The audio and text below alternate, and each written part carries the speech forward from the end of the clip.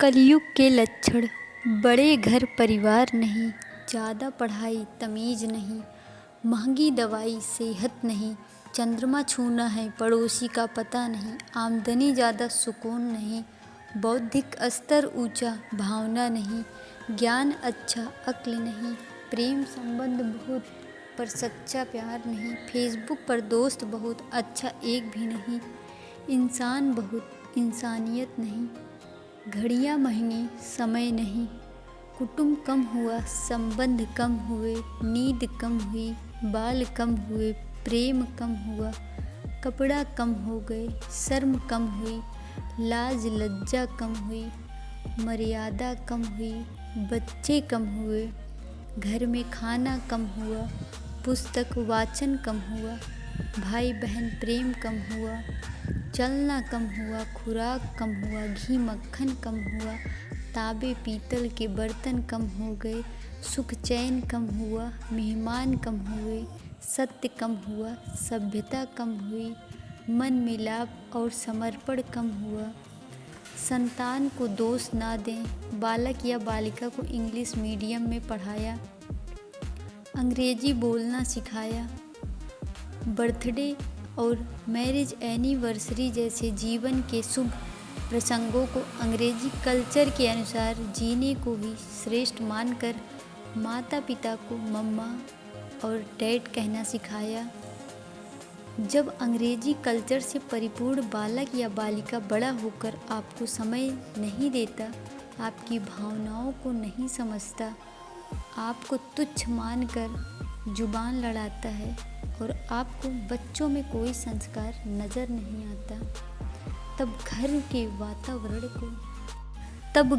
वातावरण को गमगीन या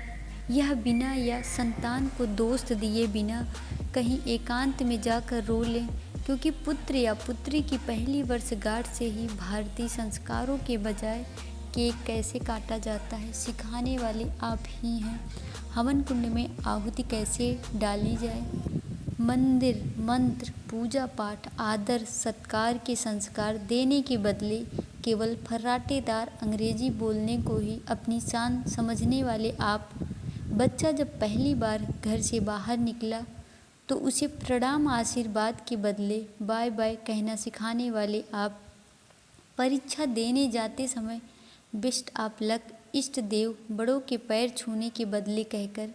परीक्षा भवन तक छोड़ने वाले आप, बालक या फिर बालिका के सफल होने पर घर में परिवार के साथ बैठकर खुशियां मनाने के बदले होटल में पार्टी मनाने की प्रथा को बढ़ावा देने वाले आप, बालक या बालिका के विवाह के पश्चात कुल देवता देव दर्शन को भेजने से पहले हनीमून के लिए फॉरेन टूरिस्ट स्पॉट भेजने की तैयारी करने वाले आप,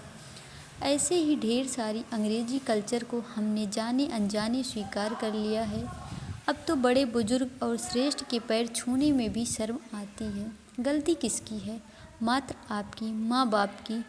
अंग्रेजी इंटरनेशनल भाषा है, इसे सीखना है, इसकी संस्कृति को जीवन में उतारना नहीं है। मानो तो ठीक, नहीं तो भगवान ही जिंदगी दी है,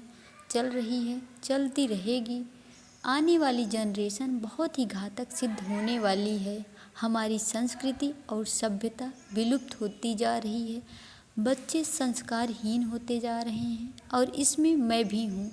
अंग्रेजी सभ्यता को अपना रहे, सोच कर विचार कर अपने और अपने बच्चों, परिवार, समाज, संस्कृति और देश को बचाने का प्रयास करें।